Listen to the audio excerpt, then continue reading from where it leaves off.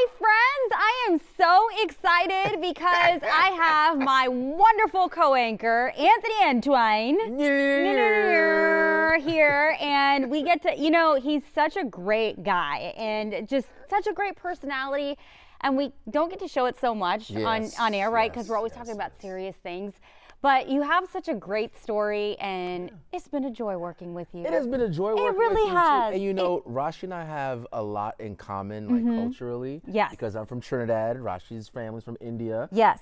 So it's like, but in Trinidad, there's a huge influence, Indian influence in Trinidadian culture. And that was like one of the things I think we first connected on. Right. Was just like that shared understanding. Well, definitely. And before we show the pictures, I wanted to say, we didn't really know that we were going to be working with each other. No. Like when it's, so it's not like, we had like a trial or anything like that, but he, it was based on talent, obviously. Right. You know what I mean? I had to do my things, my auditions and all that stuff. But. Yes. And then, he came here, it was so crazy because I hadn't even talked to him. He just came up to me and he gave me a big hug. And I was like, well, this is, and our general manager was right there. And I was like, well, he's kind of nice. And Jonathan Martin, you all know him before, and he was like, yeah, Anthony's great. And I was like, but still when you have someone new coming in, you're like, I don't know anything about them, but you fit right in. And that's how I am, man. Yeah. I think my mom used to always say, like, when someone walks in a room, like, you got to speak. Yes. You know what I mean? So whenever I got here day one, I wanted to make sure to let you guys know that, like, hey, just a regular dude, here to do a job, and I'm glad to be here, excited to be here. So it all worked out from day one. And he's so real, and there's so many layers. He's like an onion. Layers in the last time I was on here, I talked to Caroline a little bit, and I told her I can be a bit of a slow burn sometimes. I can be a bit of a slur burn. I got a little bit, a couple layers. Yeah. But at the heart of all of it, I just want everyone around me to feel good. Yes. To feel appreciated. Yes. And we all got to come here and do work. Yes.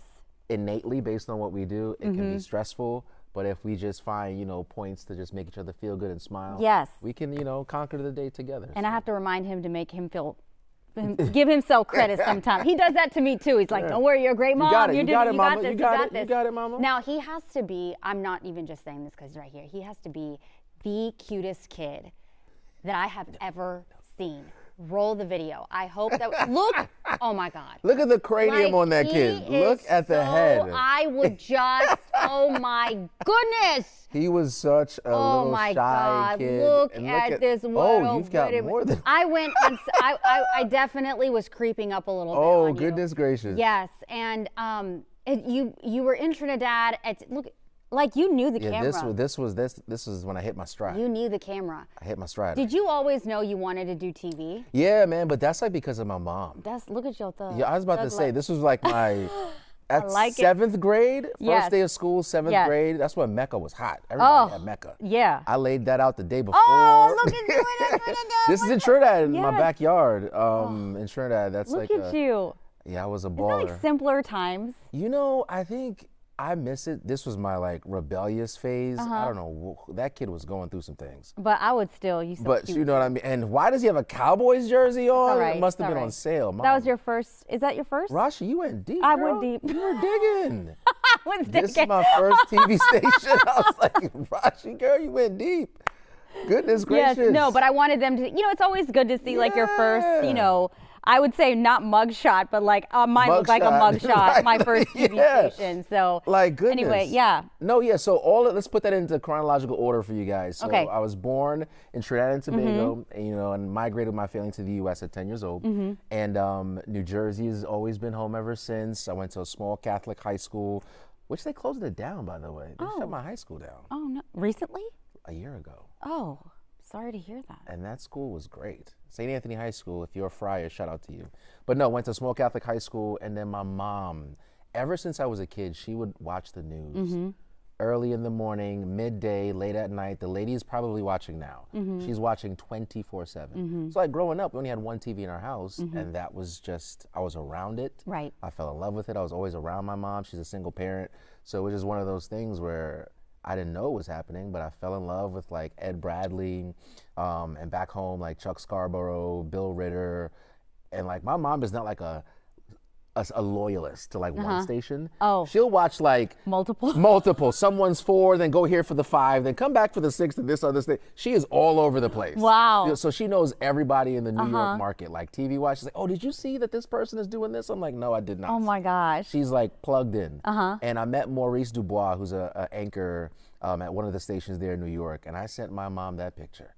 She was like, oh, he's so fine. Oh my He's so God. My mom has a huge crush on this guy. Really? Like, and I told him that when I met him, I'm like, my mom is going to freak out when she sees this because my mom loves that guy. But no, it was just one of those things. My mom was really the driving force behind me even being here. So like just being around news, I fell in love with it just watching it with her. And went to college, Bowling Green, Ohio.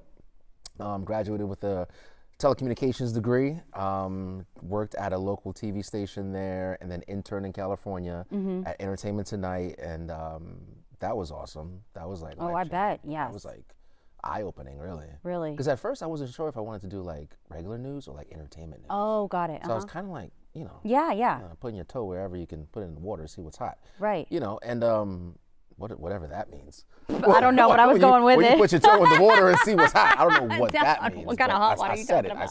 I said it. No, I went with it, yes. But you It's what we do. It's what we do. It just came out. I don't know, but we're just rolling with it. All right. Yes. So yeah, intern in LA.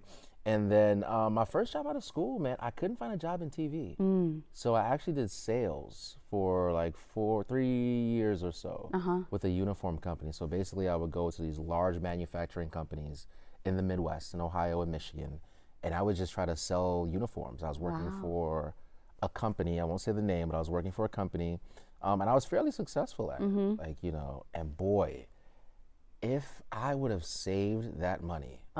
Rashi, it was, so you got a weekly paycheck, your car insurance was paid for because you're driving your car. My car was my office, you know, and then you get a commission every month. Rashi, girl, if I had known what I know now. Oh, Lord. You know, I was just, it was difficult. It was hard, like knocking on, cold calling. That's, I'm sure, so difficult. Ridiculous. But like, I did a great job, and then I left. After I left there, I followed my girlfriend at the time, my now wife, so baby. So I followed her to Illinois, and she was working in higher education at the University of Illinois. I got there, and I took a part-time camera operator job, like behind the scenes, just to kind of get my foot in the door. Yeah. So I was doing that full-time, but then I took another sales job. So I was working 2 jobs for like 9 months, and then that must have been hard. 7 days a week. Oh my. Yeah, that was like, you know, but you know, you got stories like, you know, when you got to grind, you're in your grind season, you just got to like put your head down, shut up and get it done. Yes. So that's what I was doing. And then eventually, about 7 months later, I got a part-time camera operator job, and then that transitioned into a full-time job. And then I started learning how to produce, started learning how to direct, I started shadowing the reporter, and then I got a reporter job. And then just kind of worked my way up from there. So Champaign, Illinois is really where I got my start. Wow.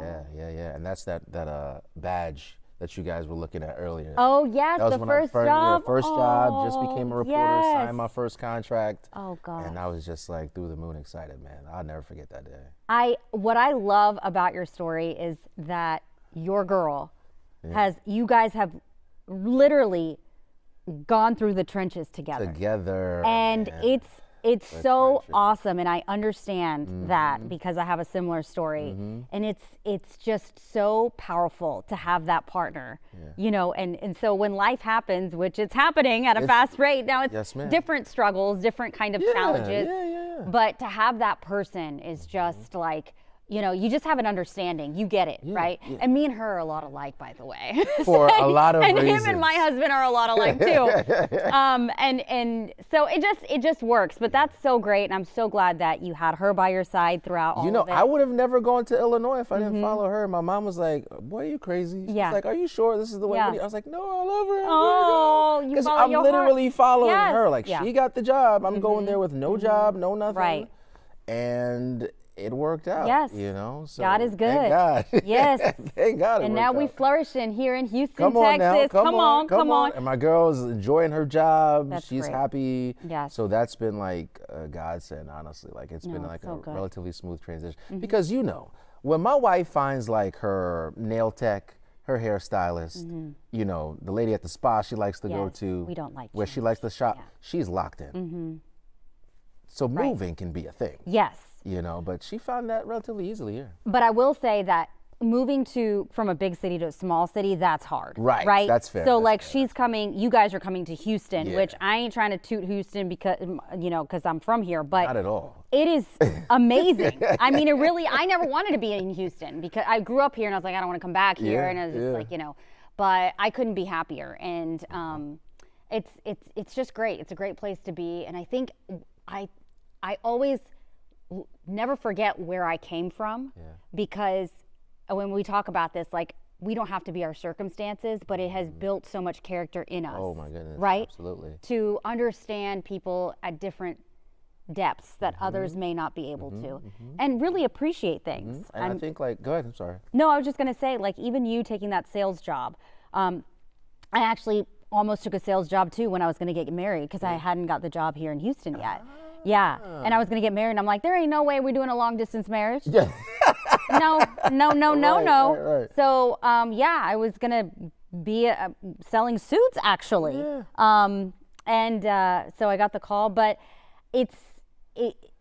I'm just so grateful for those tough times because a lot of times I think, especially with Gen Z, they graduate and they come out and they expect to have the job, or a lot of times with the interns, I explain to them having those small market that you need to mess up. That's where you can mess up and not like get a lawsuit. Yes, but you got to know, like I was poor, you were poor, and their character with being poor. But Daniel and I were both poor together. Yeah. So it's. You started from the bottom, now we're here. Now we're here. Started from the bottom, now I'm here. Oh, yeah. Listen, man. Yes, sky That's is a up. great reference. Yes, yeah. that. No, and now we get to we both love our moms so much, so we get to, be there for our moms. Now, my next step here, this is breaking news. What's I haven't happening? said this publicly. Oh. So, Okay. My mom's been here like 2 or 3 times already. Okay. My nieces and nephews have been here as well. Yes. And He is a phenomenal uncle, by the way. yeah, we take that very serious. Yes, they are able to come here, and he has all this stuff planned for them. He gives. My wife has it planned. Yes, She's the but planner. it is I follow so through with it. Nice, and I'm Yeah. like, look at you, it's we the stuff, gotta- So it's anyway. Because I didn't have that. Right. You know what I mean? I love my family to death. You mean my uncles and everything, but like, there wasn't any of my uncles weren't like super intentional. Yes. About like college visits, Right. And like we are on top of them with that. Yes. Like we don't play. School is a non-negotiable Right, for us. right. So like we make it a point to make sure they have a good time here, but also like if you do the right thing, you get rewarded. Yes. So they're all like straight A students, A's or B's. But anyway, back to the breaking news. Yeah. Okay. So my mom loves it here, and that was like pulling teeth for her to see herself anywhere outside of New Jersey.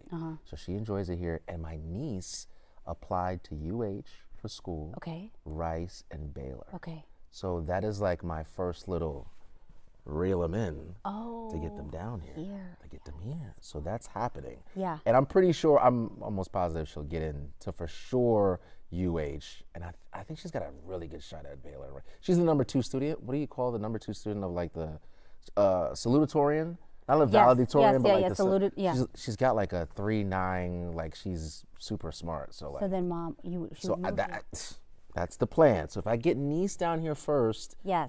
She plants her roots a little bit. She's got me and my wife here. She's comfortable.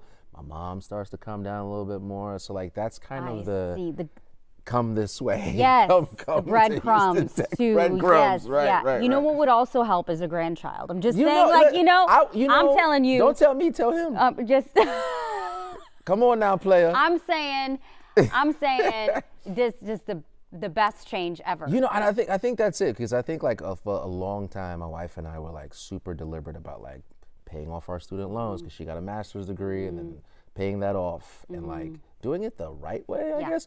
The older I got, there really is no right way, by the way. No, it is your way. It is your way, and That's that is it. the right way. Yes. Just let me put that out there. Yes. But like, you go through all of that stuff, and then it's like, okay, now I think we're finally like settled. You know what I mean? Like, so now we're looking house, extending the family. Like, it's just kind of all of those things are happening right now. It's an exciting time. Yes. But it's also a very stressful time, because you got to look at your finances. You got to make sure you're saving. So we're working through the things. We're working through the things. I will tell you, it all works out, and you will see the best version of yourself, your wife, and your mom. It's all yet to come. Okay, so now let me ask you. Yeah. If you are buying a house like today, Yeah. Give me like 3 to 5 different communities that you think would be like good. Let me tell you during the break, so they don't know where you're looking. Oh yeah, let's do that. That's what Let's do that. Don't know I'm all too your comfortable. business. I'm too comfortable. Don't I'm get too so comfortable. comfortable. All right, we'll be right back.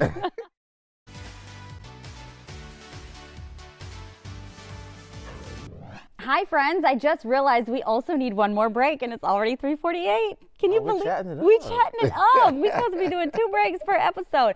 Okay, let's talk about, well, just to wrap up what we were talking about, I do hope Moms comes here. It's going to be so good. That's what we're doing. So good. We're hoping. And the future is bright. It is. It is bright. And I'm excited for you guys. And it's going to be so good. And we're just so glad you're here. I'm happy to be here. Yes. Honestly. You guys made a smooth transition. Yes. So Well, it's been great. That's why I'm still here. I always tell people I'm still here because of the people I work with. And it's so true. Okay, so let's talk about from happy things to what is happening here.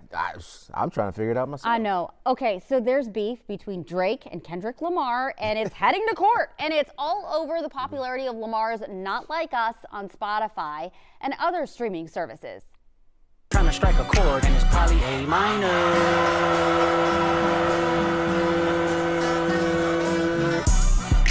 They not like us. They not like us. Oh, they not like us. What?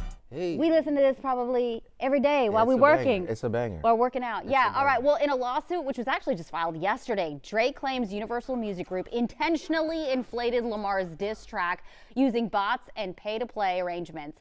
The filing also suggests that UMG has fired employees for being, quote, loyal to Drake. In a statement, UMG called the allegations offensive and untrue. UMG did respond, calling the allegations, quote, offensive and untrue. There's so many elements to this. I don't even know where to begin. So, first of all, do you think bots plays a role into any of this?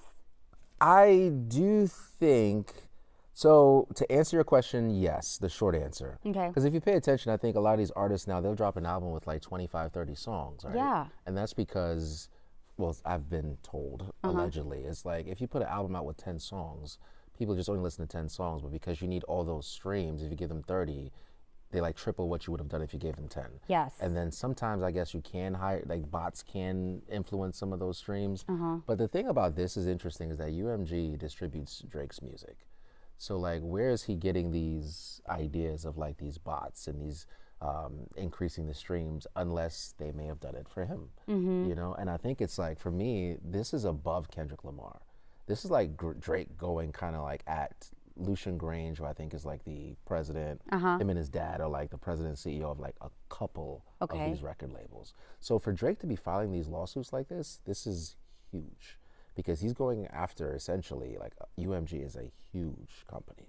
Like, well, he's so successful, like why would he? And that's the thing, the beef went corporate. I don't know, like it was a regular rap beef. Obviously Drake lost, it is what it is. And I say beef like conversationally just because like it is just the back and forth, but like I don't know where this is going. That happens. Yes, yeah, that's but not normal. like this. It's like when 50 Cent was going at Ja Rule back in the day. Yeah. Did you see what he did though? No. So, but I mean, we want to still talk about. So I do like Curtis, 50 Cent, and so what he did was he. I think it was Stephen Colbert that said, say one good thing about Ja Rule. He goes, he's not dead. Oh my gosh. That was one thing.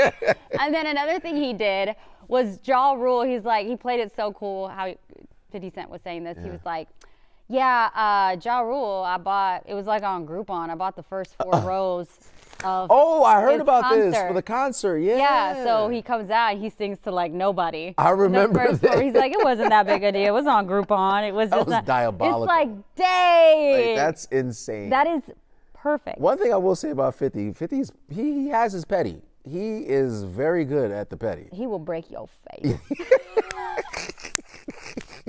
That's a lyric. But anyway, we're past that though. Yeah, we're John past 50, it. We're past that. Yeah. But here we go. Drake and Kendrick Lamar. So I'm interested to see where this goes. Yes. Because I think he's definitely biting off. I hope he doesn't bite off more than he can chew. Right. Because this is quite the allegation he's making here. Yeah, no, definitely. All right, we'll be right back.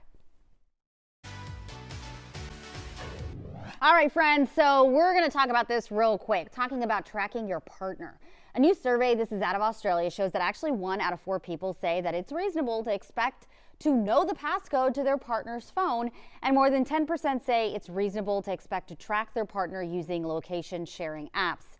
Some experts say these are red flags that are becoming normalized. I know my husband's password, but that's also because of necessity to see something, whatever. But it's not to snoop around, and I don't track. Yeah, we share locations for sure. But that's I also share locations with my nieces and my sister. I share we all kind of. But you agree that there's a deeper rooted issue. Oh yeah, if you're not, you know, if you can't. Yeah, you should. We've both been on TikTok rabbit holes. I don't know if you've gone to the rabbit hole of where they have to switch the phone, and it's switching the phone. Yeah, you switch phones. I mean, they're different influencers or whatever that'll be will switch phones and then be like, hey, we're gonna do a loyalty test. Can you switch phones? And then you should look that up. You're gonna be hours of just, oh my god, it's like the best friend. It's like the sister. Oh my god, the one was the dad. You're not allowed to read the conversations though. If my mom texts me something off the wall, as she does sometimes. No, that's fine. You know what I mean? That's no. There's no reading conversations. Oh, you just see who's texting. Oh, no, I don't care about that. Yeah, that's fine. No, I'm not talking about your situation. I'm talking about this is what happens on these TikTok.